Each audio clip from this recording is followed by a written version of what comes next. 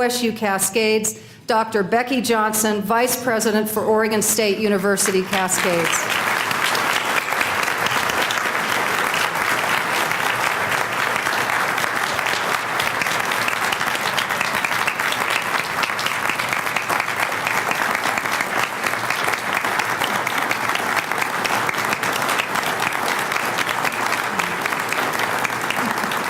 Thank you so much. Thank you, Amy, and thank you to all of you. That was wonderful. As you can imagine, my job has not been as much fun over the last year as it used to be. So it really does mean a lot to see the support here today. OSU Cascades is really pleased to be a sponsor of the EDCO Luncheon. We think that our goals at the university are very aligned with EDCO's, and I know that you're here because you're interested in economic development. And so I'm hoping that you are also very excited by the prospect of having a four-year university in Central Oregon. But with the land use delays that we've had and some of the letters to the editor and other things going on, I thought it might be good today to just take a few minutes and try to re-energize all of us about having a four-year university here in Central Oregon. Do I have control here? Yes, you do, Becky. Green? Green. Excellent. Thank you. So first of all, let's try to keep more of our young people here in Central Oregon. 60% of our high school graduates who choose to go to college choose a four-year degree. Right now, there's over 700 students from the Tri-County area that are at Oregon State University in Corvallis. There's another 500 that are at the U of O in Eugene. These students who are choosing a four-year university, at least some of them might decide to stay home and save some money if we had the four-year opportunity here.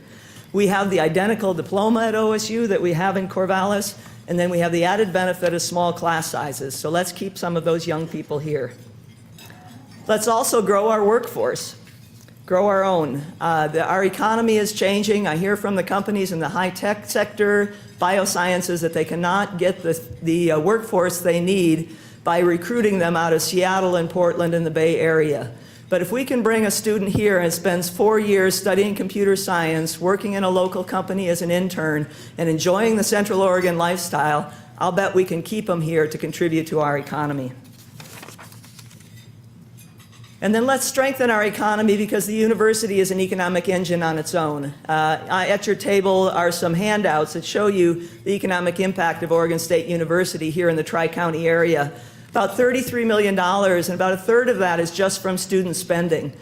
So if we add 4,000 students to the 1,000 we already have, you can see the impact just student spending will have on our economy. And when the economy goes down in the business cycle, people go back to school. And so the university becomes a stabilizing, sustainable influence on our economy. And then let's integrate the university and the community. We don't want to be a university that's outside the city boundaries. We want to be in the middle of the city where our students are involved in the community and the community is involved in the university. I invite you all to attend a science pub or a lecture at our campus. Hire an intern. We have a very robust internship program at OSU Cascades.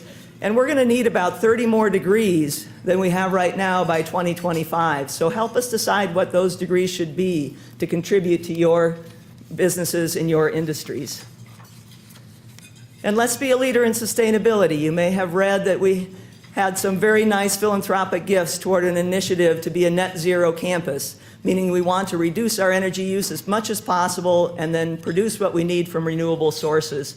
We can change the behavior of the next generation of our young people by coming to a sustainable campus and learning how to live sustainably. We've been successful in getting a wonderful lead gift of $500,000 from Lee and Connie Carney, and then Rod and Lori Ray and the Deschutes Brewery have also stepped up, so we're getting very close to what we need to turn our first building into a net zero ready building. And then finally, let's solve our problems together. We know that growth brings challenges. We're supposed to add 30,000 new people to Bend by 2025. 4,000 of those would be university students, but we want to be part of the solution that comes with the challenges of growth. Just in the area of transportation, We are contributing $75,000 to the Transportation Growth Management Study, along with staff time, to study transportation on the west side of Oregon. We're contributing $10,000 to the Bend Public Transit Project. We will pay almost $1 million in transportation SDCs. We have $1 million earmarked in the governor's budget to improve transit and transportation related to the university, but that will serve all of Bend. We have incentive programs for our faculty, students, and staff to use alternative modes of transportation, and we'll be doing safety improvements around the campus. So we're not just sitting back and asking somebody else to solve the transportation problems that come with growth. We really do want to be part of the solution.